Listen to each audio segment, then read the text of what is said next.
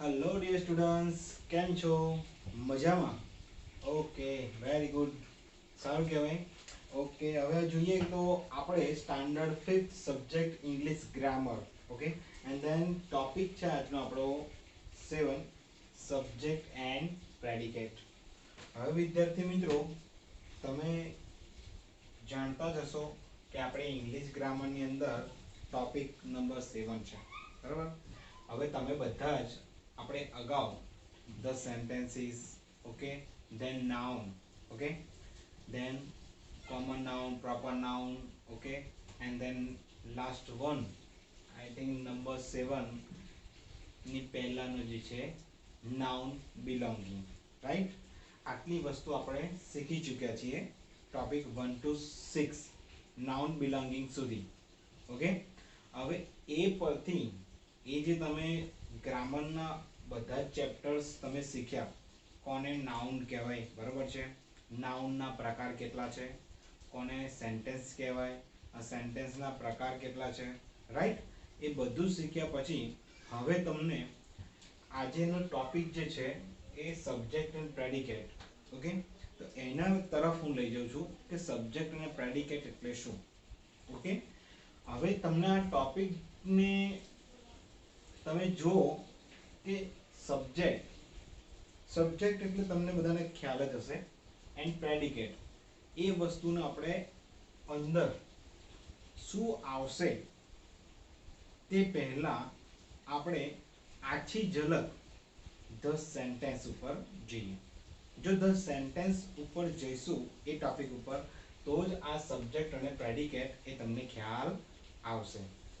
તો વિદ્યાર્થી મિત્રો, તમને કમલેશ સરે શરૂઆતની અંદર ધ સેન્ટેન્સ ફર્સ્ટ નંબરનો આપણો જે ચેપ્ટર છે એ તમને શીખવ્યું હશે, બરાબર છે, અને એની અંદર સેન્ટેન્સની ડેફિનેશન પણ આપેલી છે. ઓકે, સેન્ટેન્સ એટલે શું? તો વાક્ય.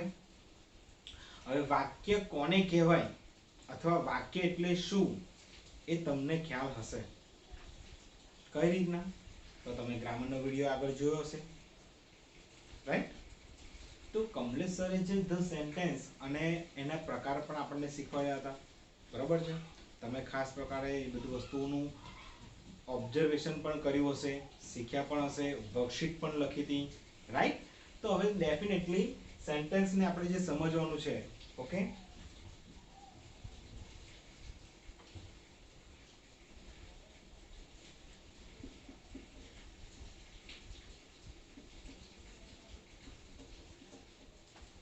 વોટ ઇઝ સેન્ટેન્સ, સેન્ટેન્સ શું છે અથવા સેન્ટેન્સની ડેફિનેશન શું છે અથવા સેન્ટેન્સ કોને કહેવાય એ પહેલા આપણે જોઈ લઈએ, બરોબર છે. તો એ સેન્ટેન્સ એટલે વાક્ય. પણ વાક્ય એટલે શું? તમને બધાને ખ્યાલ છે વાક્ય એટલે શું? હા, તમને એવું હશે કે ચલો શબ્દો બધા કહેવાય, ઓકે, જે શબ્દો છે એ શબ્દો ભેગા મળે, ઓકે, એને આપણે વાક્ય કહી શકાય, રાઈટ? એવું તમને કે કદાચ ખ્યાલ હશે.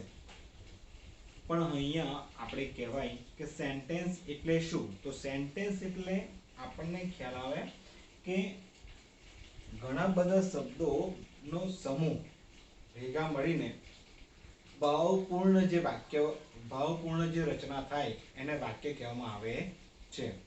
ઓકે, તો સ્ટુડન્ટ્સ, આપણે જે વસ્તુ શીખ્યા છે એને રિવાઇઝ કરી લઈએ થોડું કે વોટ ઇઝ સેન્ટેન્સ. તો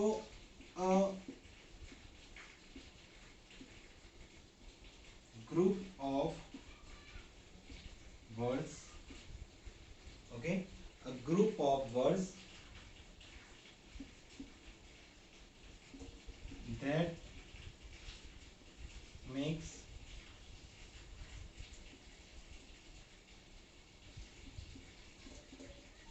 complete sense is called a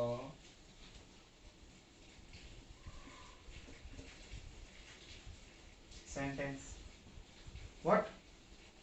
A group of words, okay, a group of words that makes, okay, that makes complete sense is called a sentence.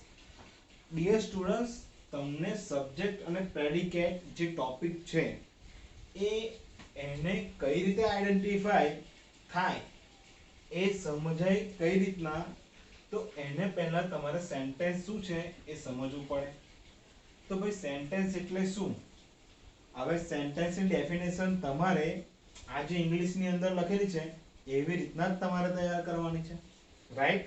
અને બધી જ ડેફિનેશન એટલે કે વ્યાખ્યા એ તમારે તૈયાર કરી દેવાની કે a group of words that makes complete sense is called a sentence. હવે જોઈએ કે આ જે ડેફિનેશન છે એને સમજવાનો પ્રયત્ન કરીએ. તો a group of word તો ગ્રુપ ઓફ વર્ડ્સ એટલે શું? કે શબ્દોનો સમૂહ. જે ઘણા બધા શબ્દો હોય એનો સમૂહ. હવે આપણે અહીંયા આગળ એક રચના પણ લખી લઈએ. પછી ચલો શબ્દોના સમૂહ. તો અહીંયા આગળ ચલો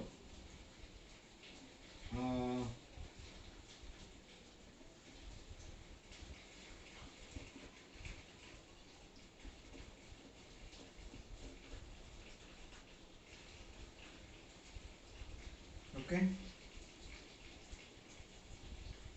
અહીંયા લખ્યું છે કે ભાઈ is ટેબલ છે, is છે, that છે અને અ. તો ભાઈ આ એક ભાઈ શબ્દ બરાબર છે, શબ્દો છે એ શબ્દોનો સમૂહ જ છે, બરાબર છે? સમૂહ છે કે નહીં? ઓકે, તો ભાઈ ટેબલ, is, that, તો ગ્રુપ ઓફ વર્ડ્સ થયું, રાઈટ? ગ્રુપ થયું કે નહીં? જે ઘણા બધા શબ્દોનો સમૂહ તો થયો કે નહીં? ગ્રુપ એટલે કે સમૂહ, બરાબર છે? વર્ડ્સ એટલે કે શબ્દો, રાઈટ? હવે that makes complete sense. What meaning of the complete sense? Complete sense means હાવભાવયુક્ત, બરાબર છે? ભાવપૂર્ણ, જેની અંદર ભાવ પ્રકટ થતો હોય એને. ઓકે, that makes તે બનાવે છે complete sense is called a sentence. તેને વાક્ય કહેવામાં આવે છે. ખાસ ધ્યાનમાં રાખજો કે a group of words શબ્દોનો સમૂહ ભેગો થઈએ એટલે વાક્ય બની જતું નથી. આ વાક્ય ના કહેવાય. દેખાય તમને કે ભાઈ ચલો ટેબલ, is, that, આ વાક્ય કહેવાય? નો, બરાબર? આ વાક્ય ના કહેવાય. આ વાક્ય રચના ખોટી છે, રાઈટ? બટ અહીંયા શું છે? a group of words that makes complete sense is called a sentence. હોય છે એને સેન્ટેન્સ કહેવામાં આવે છે. કોને સેન્ટેન્સ કહેવામાં આવે છે? તો કમ્પ્લીટ સેન્સ હોય જેને હાવભાવયુક્ત, બરાબર છે, ભાવપૂર્ણ, ઘણા બધા શબ્દોનો સમૂહ ભેગો મળીને, બરાબર છે, જે રચના થાય છે. કઈ રચના? તો કમ્પ્લીટ સેન્સ વાળી, હાવભાવયુક્ત, બરાબર છે, જેની અંદર ભાવ પ્રગટ થતો હોય, રાઈટ? એને શું કહેવાય છે? is called a sentence. એને વાક્ય કહેવામાં આવે છે, રાઈટ? તો વાક્ય આપણે કઈ રીતના? તો અહીંયા જોઈએ કે તે ટેબલ, is, that, તો બરાબર આ વાક્ય રચના ના કહેવાય. તો અહીં જોઈએ કે ભાઈ that is a table. That is a table. હશે પેલું ટેબલ છે. ખ્યાલ આવ્યો? બરાબર કે that is a table. પેલું ટેબલ છે, રાઈટ? તમને what is a sentence, okay, sentence ની ડેફિનેશન તમને સમજાવવામાં આવી કે ભાઈ સેન્ટેન્સ કોને કહેવાય, રાઈટ? તો સેન્ટેન્સ એટલે શું એ તમને ખ્યાલ આવી જ ગયો છે. હવે જોઈએ કે શું છે આ સેન્ટેન્સ છે એની અંદર કેટલા ભાગ પડે, બરાબર છે? તો a sentence can be divided into two parts. બરાબર છે? a sentence can be divided એટલે ભાગ પડે, બરાબર છે? divided into two, two એટલે કે બે, part એટલે કે ભાગ. Okay, a sentence can be divided into two parts, right? બે ભાગની અંદર વહેંચાયેલા છે, બરાબર છે? એના બે ભાગ પડે છે. ઓકે, કયા કયા છે? તો ફર્સ્ટ છે the subject, okay, and then other શું છે? સેકન્ડ the predicate, બરાબર છે? એક સબ્જેક્ટ છે અને એક બીજું પ્રેડિકેટ. વિદ્યાર્થી મિત્રો ખાસ ધ્યાનમાં રાખજો, અહીંયા વાક્યના પ્રકાર નથી કહ્યું, બરોબર છે? વાક્યના પ્રકારની વાત નથી કહી તમને, વાક્યના ભાગ, બરાબર છે? વાક્યના કેટલા ભાગ પડે છે એની વાત કરી છે. પછી a sentence can be divided into two parts, બે ભાગની અંદર વહેંચાયેલું છે એમ. ટૂંકમાં એક છે સબ્જેક્ટ અને બીજું છે ધ પ્રેડિકેટ, રાઈટ? હવે આપણે જોઈએ કે સબ્જેક્ટ એટલે શું, બરાબર છે? તો અહીંયા આગળ લખ્યું છે ધ સબ્જેક્ટ, બરાબર છે? સબ્જેક્ટ એટલે કરતા આપણે જે કહે છે લાઈક. તો સબ્જેક્ટ એટલે શું? તો the subject is the person, animals or things about whom the sentence is, બરાબર છે? શું કહે છે? the subject is the person, animal or things about whom the sentence is, કે સેન્ટેન્સ ની અંદર જે પર્સન હોય, એનિમલ્સ અથવા થિંગ્સ હોય કે જેના વિશે સેન્ટેન્સ ની અંદર એની વાત કરવામાં આવી છે. ઓકે, ત્રણે ત્રણમાંથી હોય, બર્ડ્સ પણ હોઈ શકે, રાઈટ? વોટએવર. તો એના વિશે જે વાત કરવામાં આવી છે, ઓકે, તેને આપણે શું કહે છે? સબ્જેક્ટ કહેવામાં આવે છે. એ કરતા હવે આપણે એક એક્ઝામ્પલ લે છે કે ભાઈ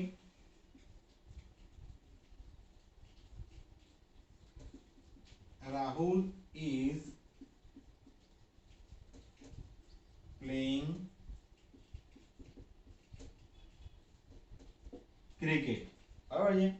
તો શું કહે છે? the subject is person, animal or things about whom the sentence is, કે જેના વિશે આખું સેન્ટેન્સ ની રચના કરવામાં આવી છે, લાઈક. તો એમ, તો રાહુલ is playing cricket, બરાબર છે? હવે જોઈએ કે સબ્જેક્ટ કઈ રીતે આઈડેન્ટિફાઈ, બરાબર છે? કઈ રીતે તમારે સબ્જેક્ટ શોધી છે. તો તમે પ્રેડિકેટ છે અથવા જે વર્બ છે એને તમે who અથવા what વડે પ્રશ્ન પૂછો તો એ તમને સબ્જેક્ટ કહી શકે, સબ્જેક્ટ બતાવી શકે છે. એટલે સબ્જેક્ટ આપણે મળી જાય એમ. ખ્યાલ આવે આપણે કે અહીંયા આગળ આપણે શું છે તો વ્યક્તિ છે, રાઈટ?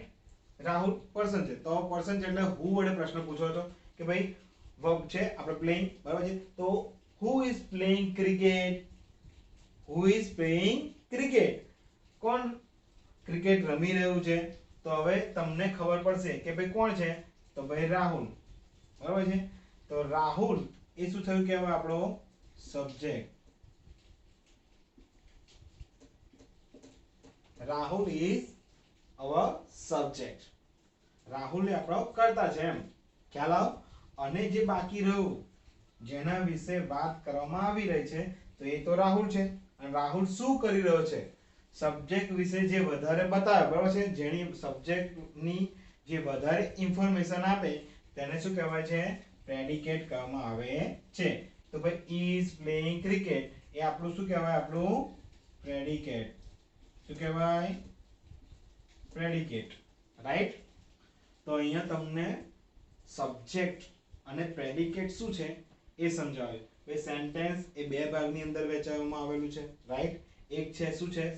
સબ્જેક્ટ અને બીજું શું છે? Predicate, right? તો અહીંયા સબ્જેક્ટ કોને કહેવાય? તો subject is the person, animal or things about whom the sentence is, કે જેના વિશે વાક્ય આખું બતાવેલું છે, જેની અંદર પર્સન કે એનિમલ હોય અથવા થિંગ્સ પણ હોઈ શકે, રાઈટ? અને એમાં આપણે એક એક્ઝામ્પલ જોયું કે રાહુલ ઇઝ પ્લેઇંગ ક્રિકેટ. તો પ્લેઇંગ ક્રિકેટ, ક્રિકેટ રમવાની વાત, બરાબર છે? કોણ કરે છે? તો ભાઈ રાહુલની વાત થઈ છે અહીંયા આગળ કે ભાઈ કોણ રમે છે? તો ભાઈ રાહુલ. તો રાહુલ એ આપણો શું થયું? સબ્જેક્ટ થયું. અને બાકીનું જે છે એ પ્રેડિકેટ કહેવાય કે ભાઈ રાહુલ જે સબ્જેક્ટ વિશે જે વધારે માહિતી આપે, બરાબર છે? મોર ઇન્ફોર્મેશન, એને આપણે પ્રેડિકેટ કહેવાય. હવે આપણે પ્રેડિકેટ શું છે એ પણ આપણે જોઈ લે, એની ડેફિનેશન પણ જોઈ. ડેફિનેશન શું છે, શું કોને કહેવાય પ્રેડિકેટ? ઓકે, તો પ્રેડિકેટ એટલે the predicate of a sentence is the part that tell us something about the subject. Predicate કોને કહેવાય? તો શું છે? the predicate of the sentence, sentence ની અંદર predicate is the part that, બરાબર છે? એવો જે ભાગ, કયો ભાગ? તો tell us something about the subject, subject વિશે જે વધારે કહેવામાં આવે, બરાબર છે? સબ્જેક્ટ વિશે જે વધારે ઇન્ફોર્મેશન આપે, બરાબર છે? તેને એ ભાગને શું કહેવાય છે? પ્રેડિકેટ કહેવામાં આવે છે. Okay, tell us something about subject. Subject વિશે કંઈક કહેવામાં આવે, બરોબર છે, વાક્યની અંદર એને શું કહેવાય છે? પ્રેડિકેટ કહેવામાં આવે છે. અને શું છે?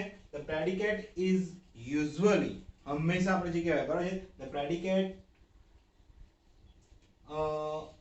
યુઝ્યુઅલી આપણે જોવા જઈએ તો હંમેશા સબ્જેક્ટની પછી જ આવતું હોય છે, બરોબર છે. ખ્યાલ? તો હવે જોઈએ કે પ્રેડિકેટ કોને કહેવાય.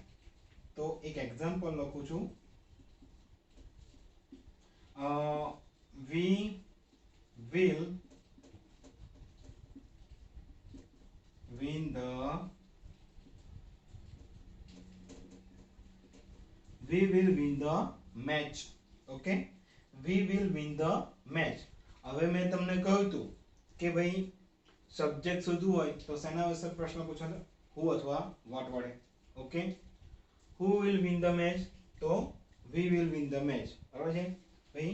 we એ આપણો શું થયું કહેવાય? સબ્જેક્ટ. એન્ડ ધેન હવે શું કહ્યું છે કે ટેલ us something about subject. Subject વિશે જે કંઈ કહેવામાં આવે કશું વસ્તુ એને શું કહેવામાં આવે છે? પ્રેડિકેટ કહેવામાં છે. તો ભાઈ વી વિલ, વી અહીંયા અમે છે. ઓકે, આ જે સબ્જેક્ટ છે, સબ્જેક્ટ શું કહે છે કે we will win the match. અમે બધા મેચ જીત્યા હતા. અરે અમે બધા મેચ જીતીશું. સોરી. તો અહીંયા આ જે છે વિલ વિન ધ મેચ, અમે મેચ જીતીશું. તો મેચ જીતીશું એ આપણું શું થઈ ગયું કહેવાય? પ્રેડિકેટ. ઓકે, શું થઈ ગયું? પ્રેડિકેટ. ખ્યાલ આવ કઈ રીતના? તો who will win the match? તો we will win the match. but when? તો કેવી રીતના?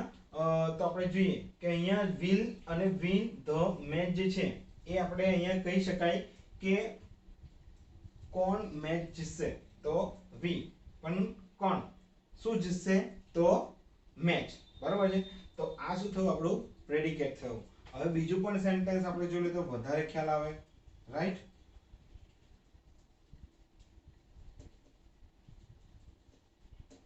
Ramesh is a good DRIVER. Ramesh is a good driver. Right? Ramesh એ કેવો છે? સારો ડ્રાઈવર છે. હવે જોઈએ તો સબ્જેક્ટ શોધવા માટે મેં તમને કહ્યું કે who અથવા what વડે પ્રશ્ન પૂછવાનો. જો વસ્તુ હોય તો what, રાઈટ? પ્રાણી પક્ષી whatever. અને જે પર્સન હોય તેના માટે who વડે પ્રશ્ન પૂછો. who is good driver?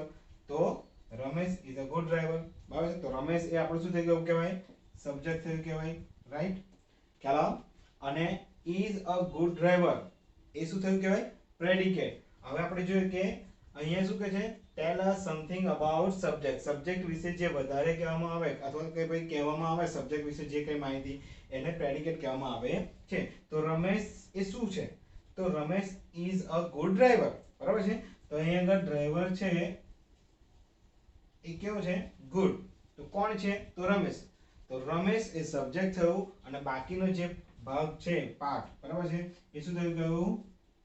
Predicate.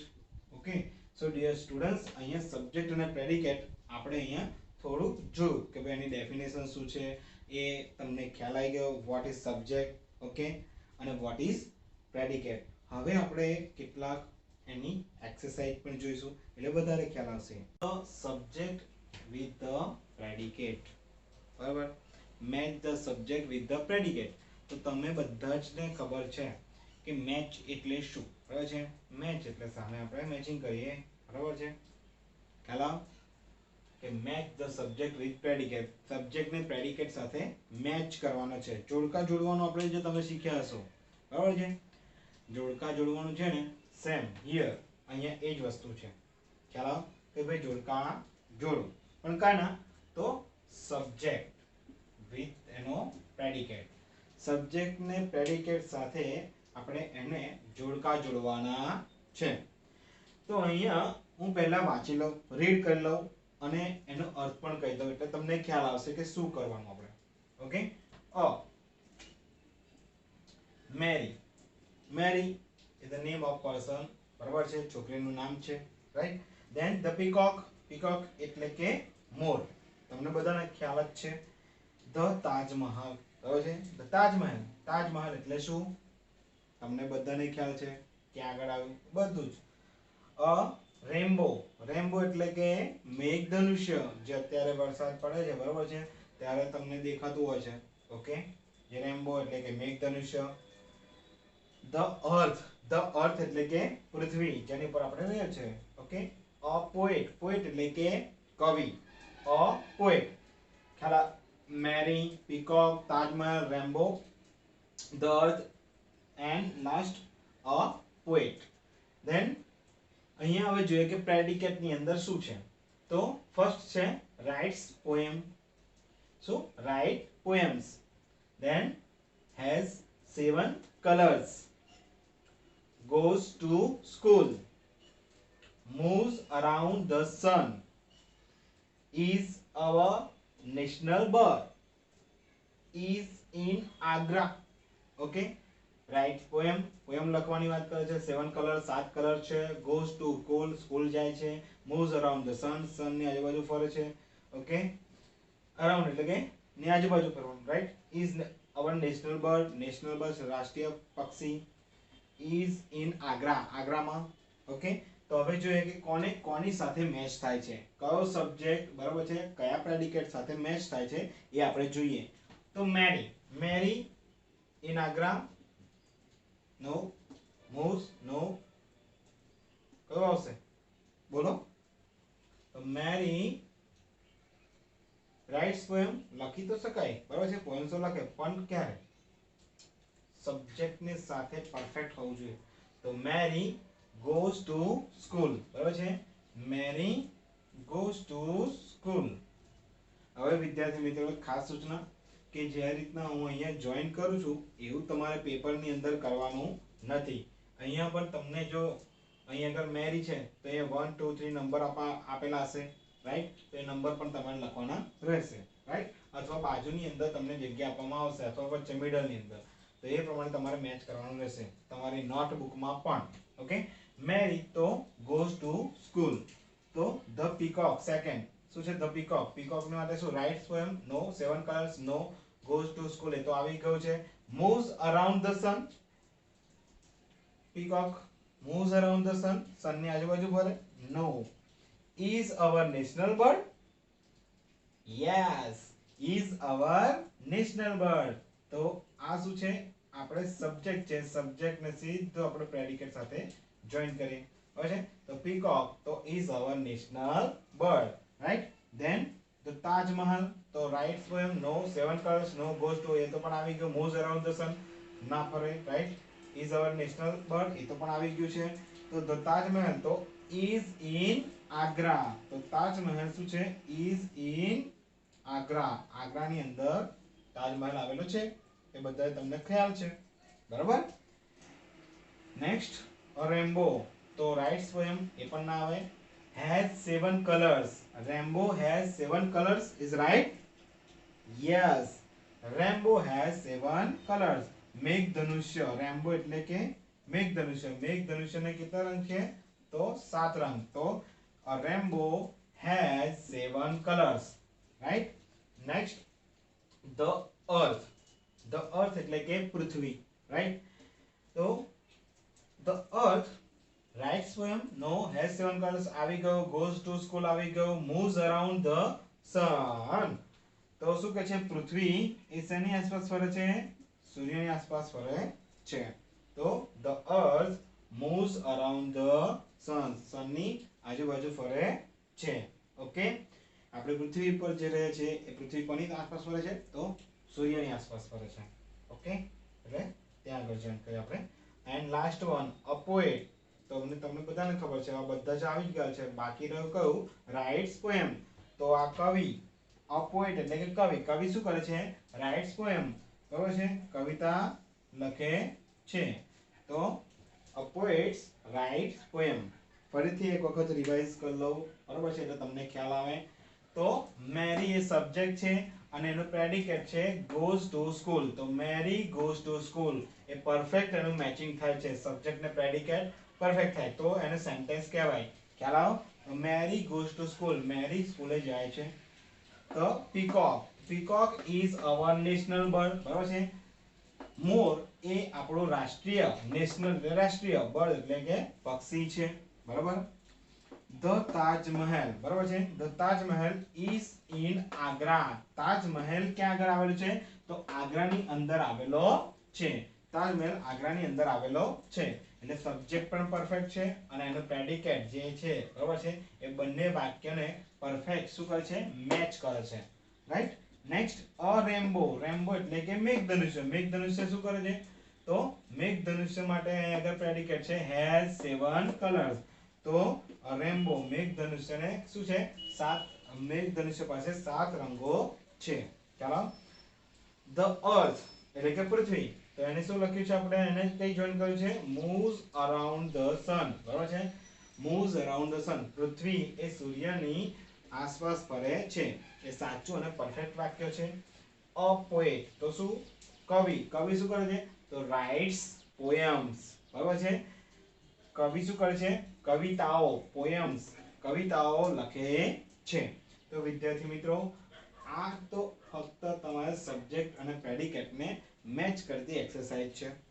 આની ઘણી બધી એક્સરસાઇઝ છે, એ આપણે હવે નેક્સ્ટ જે વિડિયો છે એની અંદર આપણે જોઈશું. ડિયર સ્ટુડન્ટ્સ, તમારે ખાસ ધ્યાનમાં રાખવાનું છે, પહેલા તો ધ સેન્ટેન્સ, બરાબર છે.